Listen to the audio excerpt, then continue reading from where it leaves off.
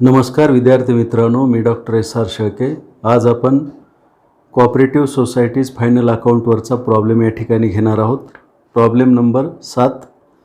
The following is the balance sheet of Raju consumer cooperative societies on 30th June 2018 and receipt and payment account for the year ended 30th June 2019.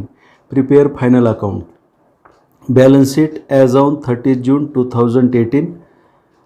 Liabilities: share capital 1 lakh, reserve fund 20,000, building fund 16,000, secured loan 40,000, members deposit 24,000, net profit 20,000. Asset side: cash balance 7,000, bank current account 24,000, investment 20,000, shares in bank 13,000, stock in trade 1,06,000, furniture and fixture 50,000. Total of both sides of balance sheet 2,20,000. Receipt and payment account for the year ended 30th June 2019.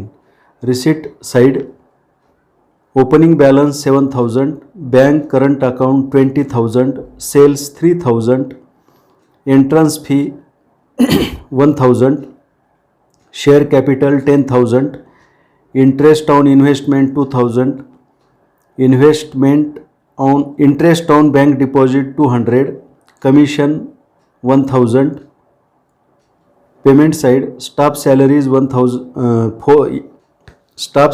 8,400, printing and stationery 1,200, rent and taxes 1,600, dividend 10,000, education fund 1,000, purchases 2,40,000, carriage on purchase 5,000, bank current account 8,000, interest on loan 5,000, bank deposit 50,000, closing balance 11,000. Total of both sides 3,41,200. Adjustment number 1. Last year net profit appropriated as follows. Number 1, reserve fund 5,000. Number 2, building fund 4,000. Number 3, dividend 10,000. Number 4, education fund 1,000, total 20,000. Number 2, salary and rent outstanding rupees 1,600 and rupees 400 respectively. Number 3, entrance fees to be credited to reserve fund. Number 4, depreciation on furniture at 10% per annum. Number 5, closing stock on 30th June 2019 rupees 1,31,000. तर पहा, अशा प्रकारचा problem आहे आणि ह्या प्रॉब्लेमचं solution करण्यासाठी आपणाला Raju consumer cooperative सोसायटीचं फायनल अकाउंट या ठिकाणी ओपन करायचं आहे 30 जून 2019 रोजी संपणाऱ्या वर्षासाठी। तर पहा, या प्रॉब्लेममध्ये म्हणजे जरा नवीन गोष्ट आहे, मागच्या वर्षीचं बॅलन्स शीट दिलेलं आहे। आलं लक्षात? 30 जून 2018 रोजीचं बॅलन्स शीट प्रॉब्लेममध्ये दिलेलं आहे आणि 30 जून 2019 रोजीचं रिसीट अँड पेमेंट अकाउंट किंवा स्टेटमेंट या ठिकाणी दिलेलं आहे आणि काही ॲडजस्टमेंट दिलेले आहेत। म्हणजे ट्रेडिंग अकाउंट आणि प्रॉफिट अँड लॉस अकाउंट यामध्ये कुठल्याही प्रकारचा फरक नाही, दोन्ही सेम आहेत, म्हणजे अगोदरच्या सारखे trading account, profit and loss account. परंतु बॅलन्स शीटमध्ये या ठिकाणी लॅबिलिटी साईडला एक कॉलम वाढलेला आहे आणि असेट साईडला एक कॉलम वाढलेला आहे। लॅबिलिटी साईडला इकडच्या बाजूला म्हणजे 30 जून 2018 रुपीज हा कॉलम वाढलेला आहे, म्हणजे 30 जून 2018 रोजीचे बॅलन्सेस या ठिकाणी लिहायचे आहेत। आलं लक्षात? ह्याला ओपनिंग बॅलन्स आणि 30 जून 2019चे लॅबिलिटीचे बॅलन्स ह्या कॉलममध्ये लिहायचे आहेत आपणाला। 30 जून 2019 रोजीचे बॅलन्सेस म्हणजे क्लोजिंग बॅलन्स। आणि असेटचं सुद्धा तसंच आहे। पहा, असेटचं ओपनिंग बॅलन्स आपणाला ह्या ठिकाणी लिहायचं आहे, म्हणजे 30/6/2018 रोजीच्या कॉलममध्ये, आणि त्याचे क्लोजिंग बॅलन्स रुपीज म्हणजे 30 जून 2019 ह्या ठिकाणी ह्या कॉलममध्ये लिहायचे। म्हणजे बॅलन्स शीटमध्ये या ठिकाणी एक कॉलम वाढलेला आहे, म्हणजे मागच्या वर्षीचं जे बॅलन्स आहे ते बॅलन्स आणि चालू वर्षात त्या आयटममध्ये किती वाढ झाली किंवा घट झाली ते दाखवून आपणाला चालू वर्षाचं क्लोजिंग बॅलन्स त्या ठिकाणी दाखवायचं आहे. तर अशा पद्धतीने हा नवीन बदल आहे. आणि आता आपण या ठिकाणी प्रॉब्लेमला सुरुवात करूया. तर प्रॉब्लेमला सुरुवात करताना ह्या प्रॉब्लेममधले आपण आता एक एक आयटम या ठिकाणी घेऊ. तर पहा, जुनं जे बॅलन्स शीट आहे ॲज ऑन 30 जून 2018, 30 जून 2018 रोजीचं जे बॅलन्स शीट आहे त्या बॅलन्स शीटमधले काही आयटम आणि रिसिट अँड पेमेंट स्टेटमेंटमधले काही आयटम यांची सांगड घालून आपणाला हा प्रॉब्लेम या ठिकाणी सॉल्व करायचा आहे. तर पहा, शेअर कॅपिटल आहे. शेअर कॅपिटल 30 जून 2018 रोजीचं म्हणजे ओपनिंग बॅलन्स शेअर कॅपिटलचं. हे पहा, balance sheet liability side share capital 1,00,000 रुपये ओपनिंग बॅलन्स आहे. आलं लक्षात. तर या ठिकाणी लिहा, या ठिकाणी कंसामध्ये सुद्धा लिहा. आलं लक्षात. तर आता या शेअर कॅपिटलमध्ये काही वाढ झालेली आहे का, ती वाढ तुम्हाला रिसिट अँड पेमेंट स्टेटमेंटमध्ये बघायला मिळेल. तर पहा, रिसिट साईडला पहा, शेअर कॅपिटल ₹10,000 दिलेलं आहे, म्हणजे 10,000 रुपयाची या ठिकाणी वाढ झालेली आहे.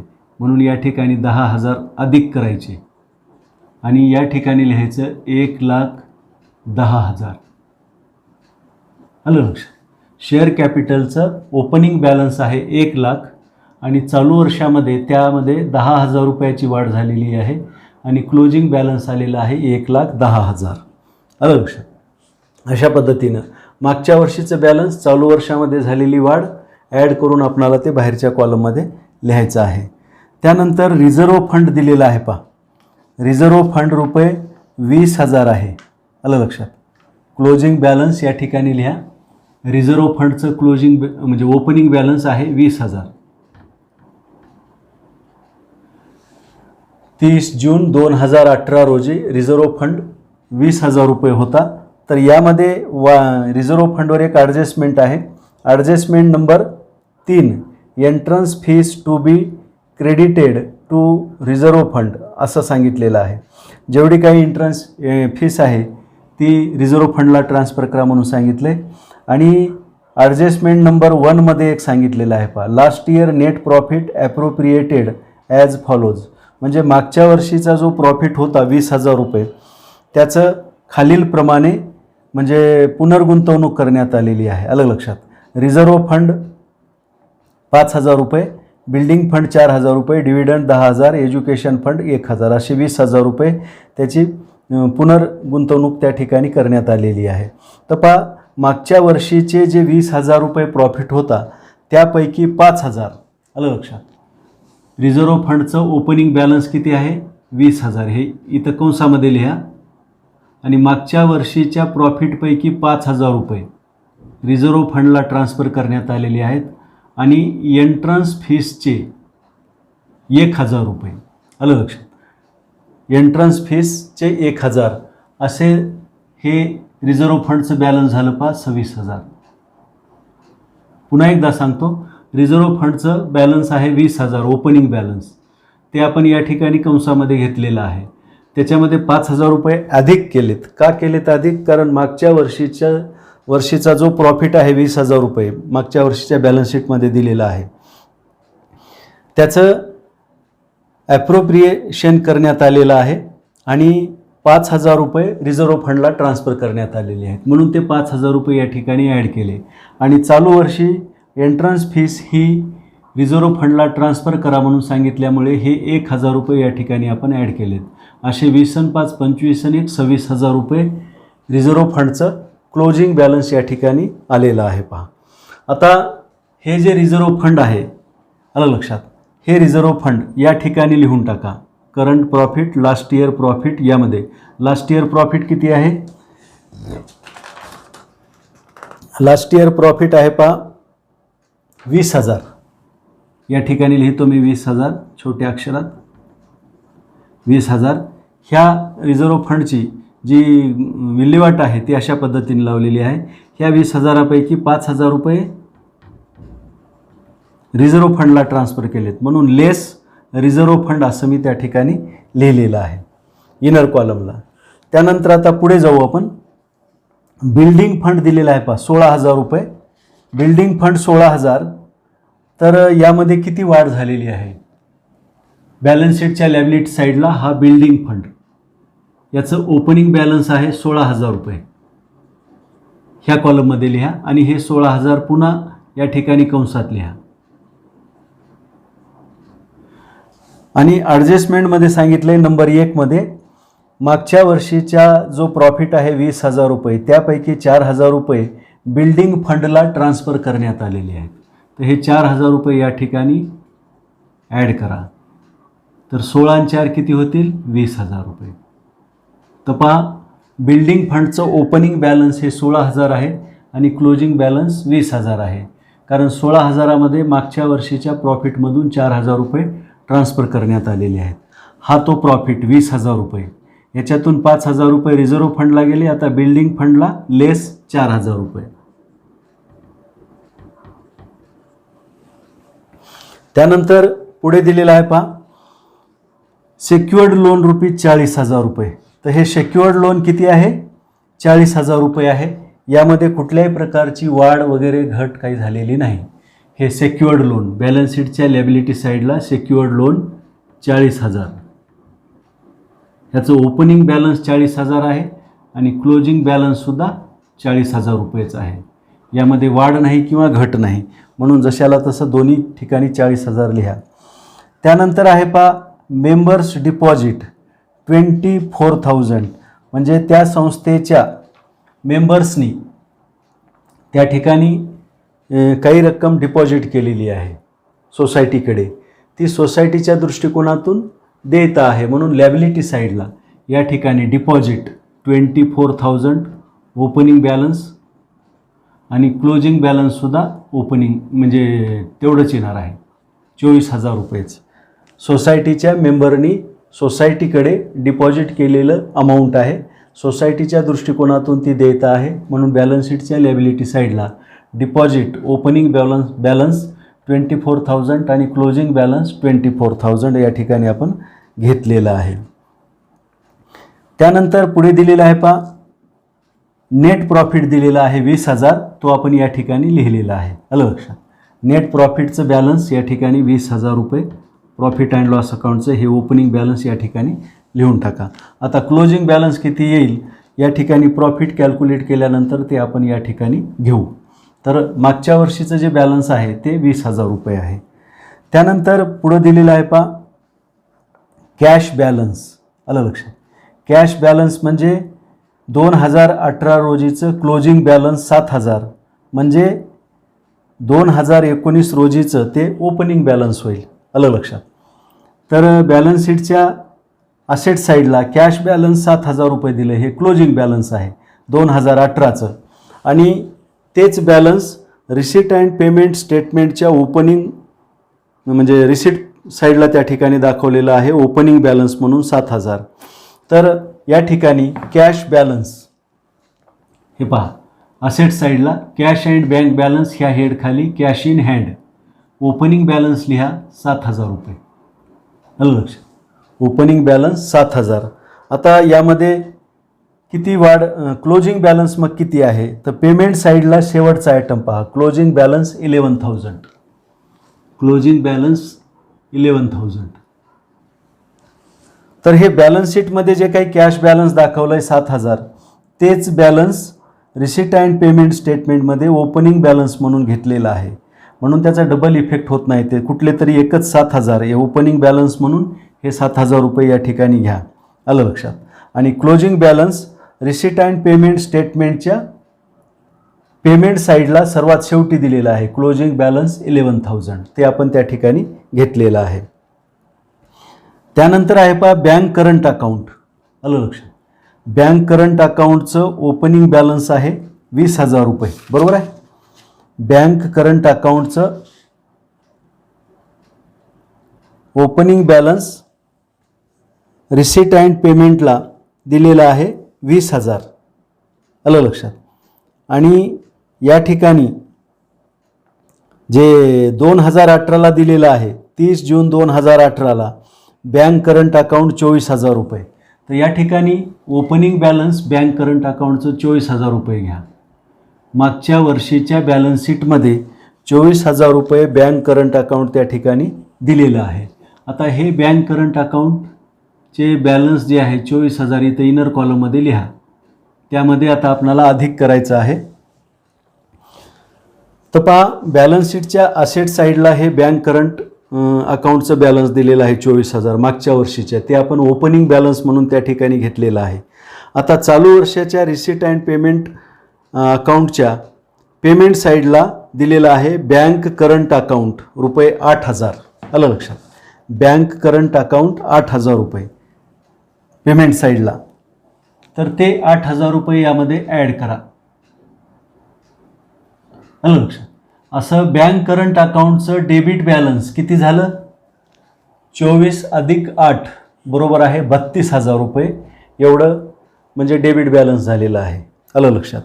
म्हणजे गेल्या वर्षीच्या बॅलन्स शीटमध्ये बँक करंट अकाउंटचं क्लोजिंग बॅलन्स आहे 8,000 आणि चालू वर्षामध्ये पेमेंट साईडला दाखवलं आहे 8,000 रुपये. त्यामध्ये वाढ झालेली आहे. आलं लक्षात. पण चालू वर्षाच्या रिसीट साईडला या ठिकाणी दिले पहा बँक करंट अकाउंट 20,000. तर हे 20,000 रुपये याच्यातून मायनस करा. हे क्रेडिट बॅलन्स आहे. तर याचा अल्टिमेट रिझल्ट काय येईल? 24 आणि 8 32,000 होतील. हे 32 मधून 20 गेले तर इथे किती राहतील? 12,000 रुपये. पुन्हा एकदा सांगतो, बँक करंट अकाउंटचं मागच्या वर्षीच्या बॅलन्स शीटमध्ये जे बॅलन्स दिलेलं आहे ते 24,000 आहे. त्याला आपण ओपनिंग बॅलन्स म्हणतो. ते आपण या ठिकाणी कंसात घेतलेलं आहे. आणि चालू वर्षाच्या रिसीट अँड स्टेटमेंटमध्ये पेमेंट साईडला बँक करंट अकाउंटचं बॅलन्स दिलेलं आहे 8,000. तर ते 8,000 रुपये आपण 24,000मध्ये ॲड केले. आलं लक्षात. म्हणजे हे मागच्या वर्षीचं क्लोजिंग बॅलन्स आहे आणि हे चालू वर्षीचं क्लोजिंग बॅलन्स आहे. तर दोन्ही क्लोजिंग बॅलन्सची आपण बेरीज केली. बेरीज करून चालू वर्षाचं जे क्रेडिट म्हणजे बॅलन्स आहे ते क्रेडिट बॅलन्स 20,000 रुपये आहे. ते रिसीट साईडला दिलेलं आहे. आलं लक्षात. ते 20,000 रुपये या 32मधून मायनस केले तर या ठिकाणी राहिलेले आहेत 12,000 रुपये क्लोजिंग बॅलन्स राहिलेला आहे बँक करंट अकाउंटचं. ओपनिंग बॅलन्स 24,000 होतं आणि क्लोजिंग बॅलन्स किती आहे मग आता? 12,000 रुपये आहे. त्यानंतर आहे पहा इन्व्हेस्टमेंट. इन्व्हेस्टमेंट 20,000 रुपये बॅलन्स या ठिकाणी दिलेला आहे. तर यामध्ये कुठल्याही प्रकारचा फरक पडलेला नाही. इन्व्हेस्टमेंट ही असेट साईडला ओपनिंग बॅलन्स 20,000 रुपये आणि क्लोजिंग बॅलन्ससुद्धा 20,000 रुपयेच या ठिकाणी दाखवा. त्यामध्ये वाढ नाही किंवा घटसुद्धा नाही. इन्व्हेस्टमेंटच्या नंतर शेअर इन बँक. तर यांनी ही गुंतवणूक केलेली आहे. Shares in bank. बँकेच्या शेअर्समध्ये 13,000 रुपये गुंतवणूक केलेली आहे. तर चालू वर्षामध्ये त्यात काही वाढ झालेली आहे का? त्यामध्ये कुठल्याही प्रकारची वाढ झालेली नाही. म्हणून शेअर्स इन बँक ह्याला लिहा 13,000 ओपनिंग बॅलन्स. क्लोजिंग बॅलन्ससुद्धा या ठिकाणी 13,000च लिहा. त्यानंतर पुढं दिलेलं आहे पहा stock in trade. Stock in trade म्हणजे 30 जून 2018 रोजीच्या बॅलन्स शीटमध्ये क्लोजिंग स्टॉक म्हणून 1,06,000 रुपये दाखवलेत. म्हणजे 30 जून 2018चं ते बॅलन्स आहे. म्हणजे मागच्या वर्षीचं ते क्लोजिंग बॅलन्स आहे. तर ते चालू वर्षासाठी काय होईल? ओपनिंग बॅलन्स होईल. आलं लक्षात.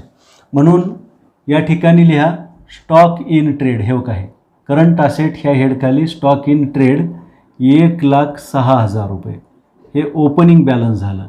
आणि याचा दुसरा इफेक्ट या ठिकाणी ट्रेडिंग अकाउंटच्या डेबिट साईडला टू स्टॉक इन ट्रेड 1,06,000 रुपये म्हणजे हे ओपनिंग बॅलन्स आहे. आलं लक्षात. ओपनिंग बॅलन्स आपण ट्रेडिंग अकाउंटच्या डेबिट साईडला लिहितो म्हणून ते आपण या ठिकाणी लिहिलेलं आहे. आणि बॅलन्स शीटमध्ये स्टॉक इन ट्रेडचा ओपनिंग बॅलन्स 1,06,000 रुपये आहे. तर आता चालू वर्षाचं क्लोजिंग बॅलन्स किती आहे ते पाहू आपण. तर पहा क्लोजिंग स्टॉक ऑन 30 जून 2019 ॲडजस्टमेंटमध्ये दिलेलं आहे ₹1,31,000. तर या ठिकाणी लिहा 1,31,000 रुपये लिहा ॲडजस्टमेंटमध्ये. आणि क्लोजिंग बॅलन्स आपण ट्रेडिंग अकाउंटच्या क्रेडिट साईडला पण लिहितो. ट्रेडिंग अकाउंटच्या क्रेडिट साईडला 1,31,000 रुपये. आलं लक्षात. हे ओपनिंग बॅलन्स हे मागच्या वर्षीच्या बॅलन्स शीटमध्ये क्लोजिंग बॅलन्स म्हणून दिलेलं आहे, ते चालू वर्षासाठी ओपनिंग बॅलन्स होईल, ट्रेडिंग अकाउंटच्या डेबिट साईडला आलं. आता क्लोजिंग बॅलन्स हे ॲडजस्टमेंटमध्ये दिलेलं आहे. क्लोजिंग स्टॉकचं बॅलन्स 1,31,000 ते या ठिकाणी आपण लिहिलं आहे आणि बॅलन्स शीटच्या असेट साईडला ठेव. तर स्टॉक इन ट्रेडचं ओपनिंग बॅलन्स 1,06,000 आहे आणि क्लोजिंग बॅलन्स 1,31,000 रुपये आहे. त्यानंतर आहे पहा furniture and fixture. Furniture and fixture, आता हे फिक्स्ड असेट साईडला दाखवलेले आहेत आणि त्याच्या खाली फर्निचर आहे. फर्निचरचं ओपनिंग बॅलन्स किती आहे? 50,000 दिलेलं आहे. आलं लक्षात. ते 50,000 रुपये या ठिकाणी लिहा आणि इनर कॉलमला ओपनिंग बॅलन्स म्हणून या कॉलममध्ये लिहायचं आहे आणि आता इनर कॉलममध्ये लिहायचं आहे, कारण याच्यावर ॲडजस्टमेंट आहे. Depreciation adjustment number 4, depreciation on furniture at 10% per annum. तर 10% याच्यावर आपण घसारा आकारलेला आहे. या ठिकाणी क्लोजिंग बॅलन्स किती राहील मग? 45,000 रुपये. 50,000 रुपये ओपनिंग बॅलन्स होतं, 10% घसारा मायनस केल्यावर क्लोजिंग बॅलन्स त्या ठिकाणी राहिलं 45,000. आता ह्या डिप्रिशिएशनचा दुसरा इफेक्ट प्रॉफिट अँड लॉस अकाउंटच्या डेबिट साईडला, डिप्रिशिएशन ऑन फर्निचर या ठिकाणी हे प्रॉफिट अँड लॉस अकाउंटचं debit side, depreciation on furniture 5,000 रुपये या ठिकाणी लिहून टाका. त्यानंतर जुन्या बॅलन्स शीटमधले जे काही आयटम्स आहेत ते पूर्ण या ठिकाणी झालेले आहेत. आता आपण रिसिट अँड पेमेंट स्टेटमेंटमधले आयटम्स या ठिकाणी आपण घेऊ. तर हे ओपनिंग बॅलन्स म्हणजे कॅश बॅलन्स 7,000 रुपये आपण घेतलेला आहे, पहा पुन्हा घेऊ नका. त्यानंतर bank current account opening balance, ह्या बँक करंट अकाउंटच्या बॅलन्समधून आपण ते मायनस केलेलं आहे. क्रेडिट बॅलन्स 20,000, पुन्हा ते घेऊ नका. Sales rupees 3 lakhs, sales 3 lakhs trading अकाउंटच्या क्रेडिट साईडला सेल्स रुपीज 3 lakhs. त्यानंतर एंट्रन्स फी आपण रिझर्व्ह फंडला ट्रान्सफर केलेली आहे, आलं लक्षात, म्हणून पुन्हा ती घेऊ नका. त्यानंतर शेअर कॅपिटल ॲडिशन 10,000, ते आपण ह्या शेअर कॅपिटलच्या बॅलन्समध्ये 10,000 रुपये ॲड केलेले आहेत. ओपनिंग बॅलन्स 1,00,000 होतं, 10,000 ॲड करून 1,10,000 शेअर कॅपिटलचं क्लोजिंग बॅलन्स आहे.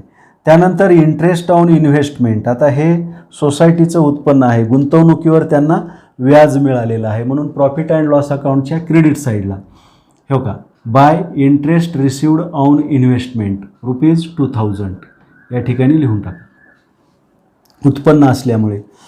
त्यानंतर इंटरेस्ट ऑन बँक डिपॉझिट, आपलं बँकेमध्ये डिपॉझिट पण आहे, आलं लक्षात, त्या डिपॉझिटवर 200 रुपये व्याज मिळालेलं आहे, ते सोसायटीचं उत्पन्न आहे, म्हणून प्रॉफिट अँड लॉस अकाउंटच्या क्रेडिट साईडला interest on bank deposit rupees 200. त्यानंतर पुढे दिलेलं आहे पहा कमिशन हे सोसायटीचं उत्पन्न आहे, म्हणून प्रॉफिट अँड लॉस अकाउंटच्या क्रेडिट साईडला बाय कमिशन किती रुपये मिळालेत? 1,000 रुपये या ठिकाणी लिहा क्रेडिट साईडला. त्यानंतर आता पेमेंट साईड आपण बघू. स्टाफ सॅलरीज 8,400 दिलेला आहे, तर प्रॉफिट अँड लॉस अकाउंटच्या डेबिट साईडला टू सॅलरीज 8,400, याच्यावर ॲडजस्टमेंट आहे पहा. Adjustment number 2, salary and rent outstanding rupees 1,600 and rupees 400 respectively.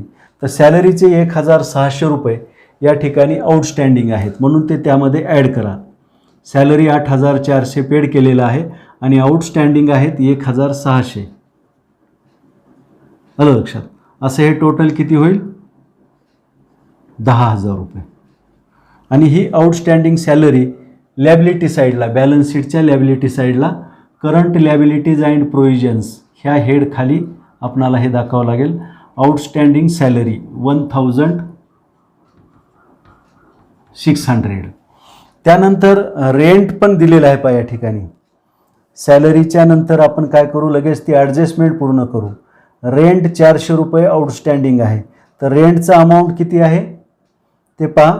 Rent and taxes 1,600, तर पहा हे टू रेंट अँड टॅक्सेस 1,600 आणि आउटस्टँडिंग आहे 400, ते त्यामध्ये ॲड करा. आलं लक्षात. तर हे झाले 2000 रुपये.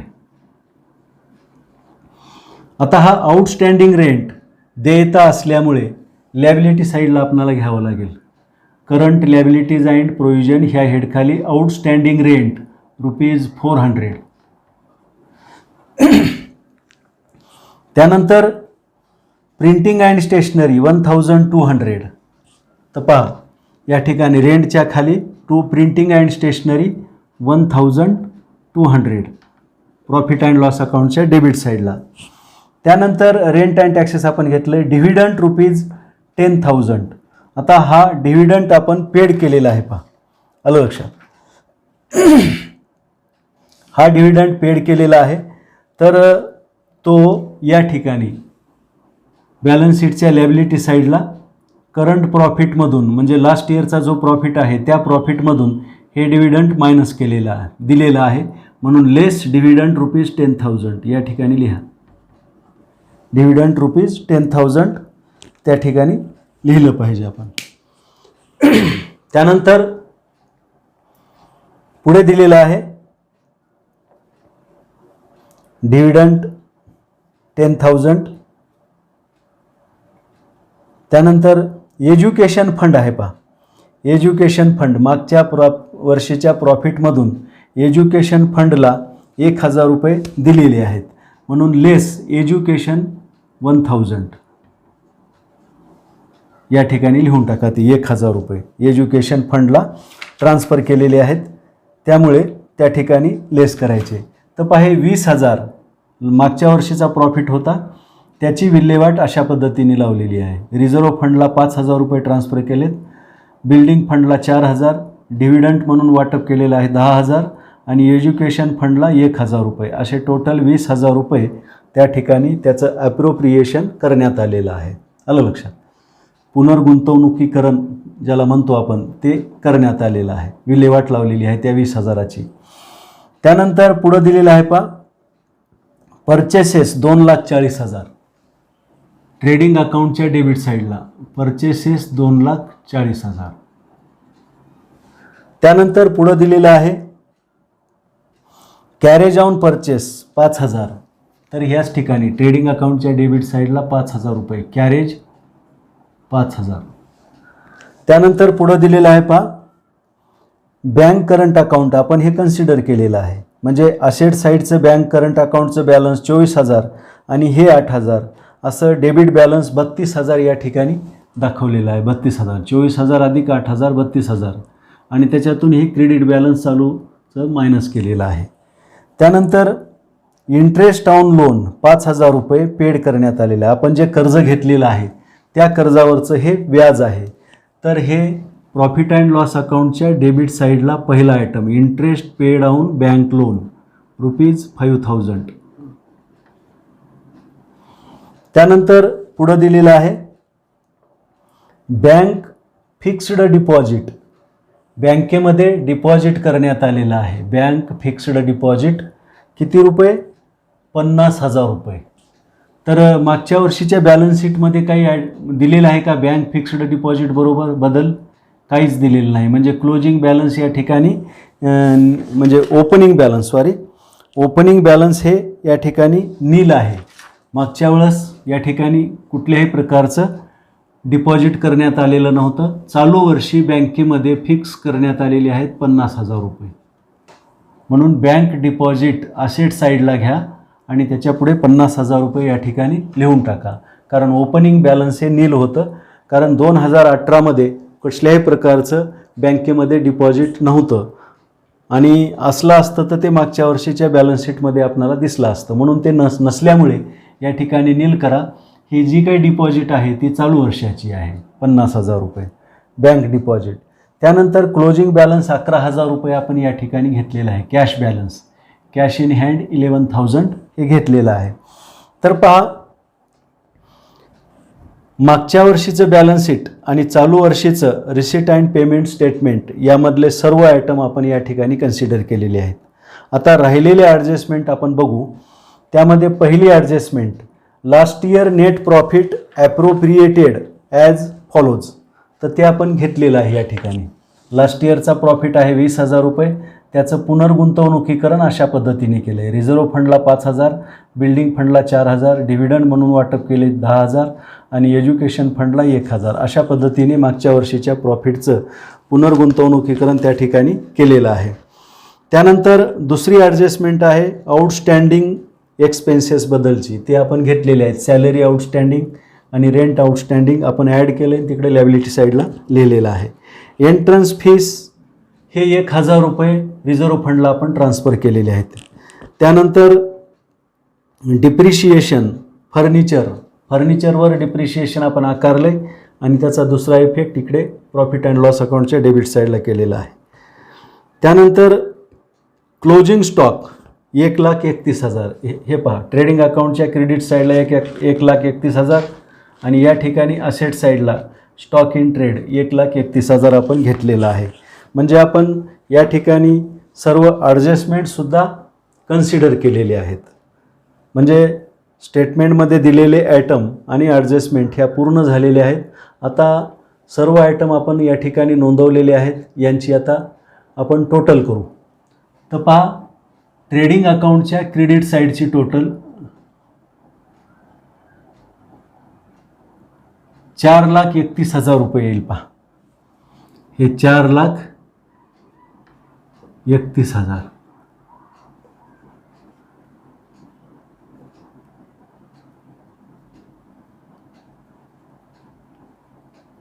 तर 80,000 रुपये या ठिकाणी ग्रॉस प्रॉफिट आलेला आहे. आलं लक्षात?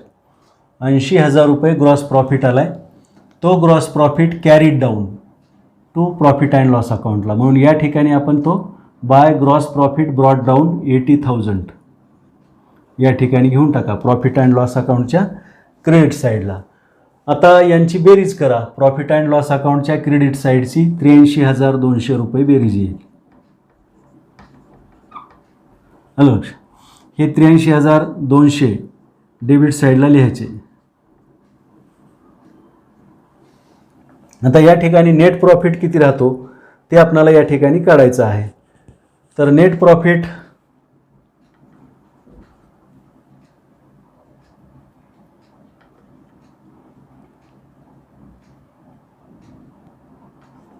₹60,000 रुपये नेट प्रॉफिट आलेला आहे. पहा, नेट प्रॉफिट किती आलेला आहे? 60,000 रुपये. तर आता या ठिकाणी बॅलन्स शीटच्या लॅबिलिटी साईडला प्रॉफिट अँड लॉस अकाउंट असं लिहिलेलं आहे. प्रॉफिट अँड लॉस अकाउंटचं ओपनिंग बॅलन्स होतं 20,000. तर आता क्लोजिंग बॅलन्स किती राहील? हे 60,000 रुपये त्याच्यापुढे लिहून टाका. हे 60,000 रुपये याच्यापुढे लिहायचे आहेत. आणि आता आपण बॅलन्स शीटची बेरीज करू, टोटल करू.